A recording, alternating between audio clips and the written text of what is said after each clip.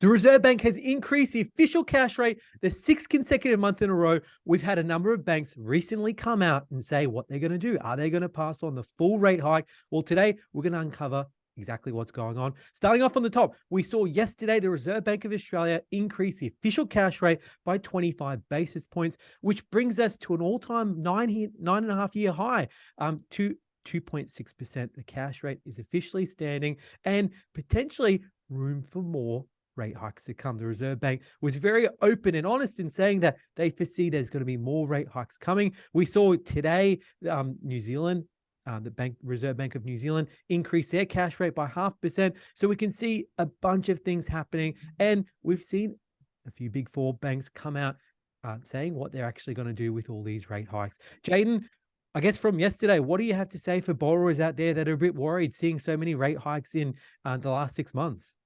Yeah, I guess the silver lining is most of the big banks at least have announced they're just going to be passing on the cash rate increase of 0.25%. So the majority, NAB, CommBank, are passing on from the 14th of October, which is next week. I think ANZ is doing it the day before. So that's all coming through, and they're also going to be passing through on some of their cash products as well. So that's good if you're a saver. You've got that. Suncorp's doing it from the 14th of October as well next week. Macquarie also. We're still waiting on a number of sort of smaller banks. I know last time some of them actually increased above the cash rate.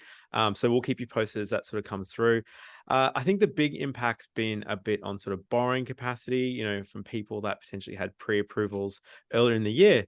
6 months ago, for example, we've had a couple where literally, it was maybe a month ago now, but 6 months ago, they were pre-approved for a $400,000 loan amount, for example. And the increases, the 5 increases at that point actually reduced their borrowing capacity by over $100,000. So it's actually making a big impact for some people if they're sort of stretching their borrowing capacity. For others, not so much.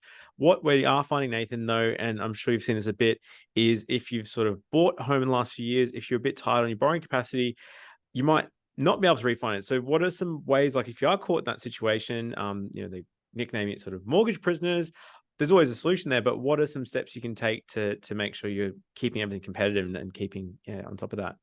Definitely. There's a bunch of things you can do. And the first one is have a chat with your lender. A lot of times we're finding that new lending rates and existing lending rates, there's about a 0.5% difference. So I had a borrower the other day that we helped out. They were paying 5% and they'd been with their lender for over 10 years. We're able to have a chat with their lender and get their rate down by 0.5%. So a lot of the times existing borrowers are getting a higher interest rate than what the bank that they're currently with is actually giving to new borrowers. So something to keep in mind, just having a chat with your bank, giving you a call. It's a very small thing to do, but it makes a huge difference. A bit like your insurance, each year you just renew. You don't realize that each year it's actually going up and you're paying far more than what new customers are getting. And just to be clear, going back to your point there, Jaden, in terms of the rates, all the banks so far, so NAB, Westpac, ANZ, CommBank have all passed on the full 0.25%. We saw Suncorp and Macquarie also pass on the full 0.25%. We'll wait to see what happens with most lenders. To give you an idea, for every $100,000 in lendings you have over a 25-year term, it does increase your monthly commitment by about $14 a month.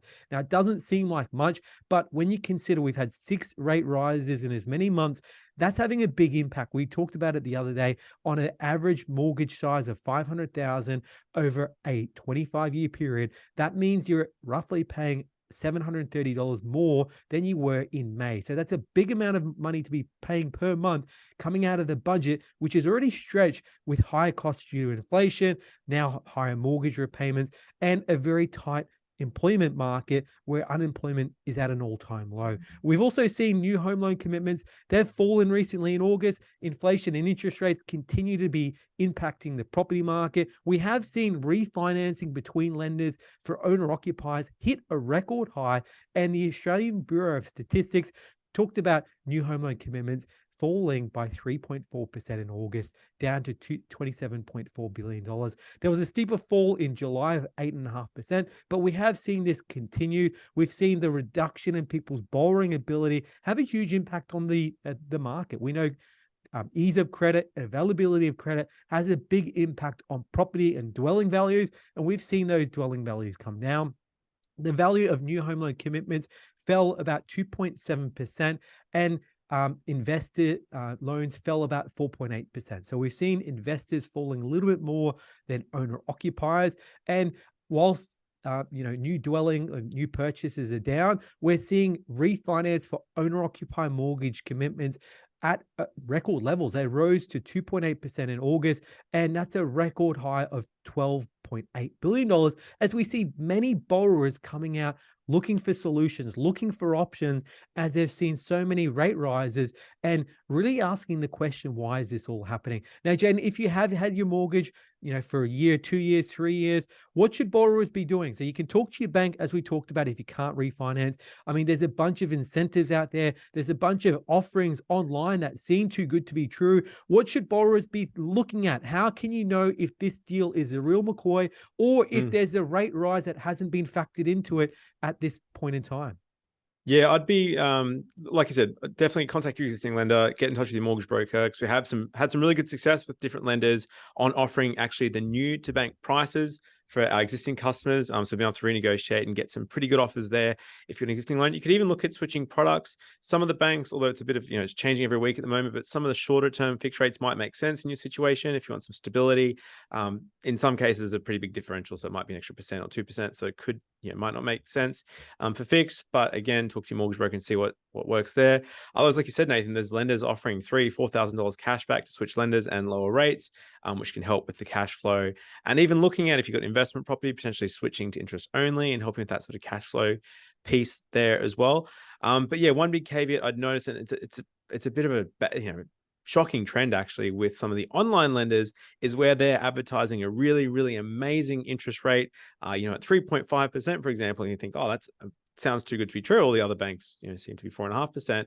But they're doing things where they're sort of holding back or delaying when they're going to apply the most recent interest rate rises. So with one I saw advertised the other day, they hadn't passed on the September interest rate rise of 0.5%. They're only going to pass it on sort of later in October. So it's almost, a month and a half after the other lenders. And they haven't announced the October rate rise. And the reason why the banks don't do this is because they have, I guess, what they call a back book. And so, back in the day, I remember when I worked at Macquarie, for every day they delayed the rate rise, it actually cost them millions of dollars in interest. So that's why all the banks would do it around the same day. But if you've got a smaller bank and you don't really have a back book, you don't really have existing customers, if you delay the rate rise by a month, it doesn't really cost you money, but it gives you a lot of really good advertising kudos. And at the end of the day, is you as a customer, Nathan, as you as a person refinancing your home loan, you're going to get hit with the interest rate that's going to be when you refinance in 8 weeks' time. So although they're advertising this amazing, cheap variable rate of 3.5%, in reality, it's not going to be that when you settle in 8 weeks by the time it sort of goes through. So just buyer beware with that. Make sure you're sort of comparing apples with apples in those sorts of situations. Any other tips you'd have, I guess, with that process there, Nathan? I think that's a really good point you mentioned there, making sure you're comparing apples with apples, knowing exactly what you're getting into. I think the other thing to keep in mind is we're having a bunch of customers ask if it's the right time to fix in. We've talked about it before. It's all about understanding your personal circumstances. We also know with some of the banks forecasting, they're saying that they foresee rates peaking either in November, so that's next month, or sometime early next year, maybe February. So when interest rates peak, we actually might start to see things unwind. So CommBank talking about interest rates coming down later in 2023, Westpac ANZ saying in 2024. So if that's one thing that does eventuate, fixing in is one of those things you need to be careful of, because you could be fixing in for a long period of time. We saw some 4-year fix at one point in time at 4.99%. Made a lot of sense as we saw interest rates going up, but could that backfire on you as we see interest rates potentially coming back down? Now, it is all crystal ball stuff. That's where we come in. We're mortgage brokers based in Australia. We deal with people across the country looking for assistance with finance. Simply call us on 1300 088 065. We can review your personal circumstances, look at your situation, understand if fixing for a short term or a long term or going variable makes more sense in your current circumstances, and walk you through every step of the process. Yeah, especially at the moment, like we said earlier, with the assessment rate changing, a year ago, the assessment rate was sort of at 6%. Now it's at sort of 7.5%, potentially going higher.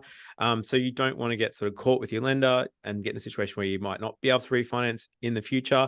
We are also noticing a lot of people sort of accessing equity because they're sort of seeing property values potentially, in some areas where it might be higher than it could be in 12 months time for, in their situation. So they're saying, well, take the advantage of that when, you potentially priced at the peak of the market in Sydney, for example, 6 months ago, and the bank's still honoring those valuations. So if it makes sense, it's always worth a phone call and just to see what your options are and just to know what they are. So we'd love to help out if that's your case.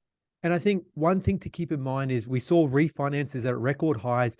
I think if you haven't looked at your loan for a couple of years, it definitely makes a lot of sense to look at it. So get in touch with us. Why pay too much? Don't bury your head in the sand. It has been a lot of changes in a very short period of time. And even a lot of the rate hikes that have happened haven't actually hit your back pocket yet. They talk about a 3 to 2 month lag between the banks recasting repayments, giving notice to you. So there's a period of time in which some of these repayments are actually going to increase and be felt. And it's going to be felt closer to Christmas time. So now is the time to act where you might be able to refinance, get a cashback, bring that rate down and reduce that mortgage shock and potentially get yourself in a better position prior to Christmas period. So guys, thanks for watching. Hit us up at huntergalloway.com.au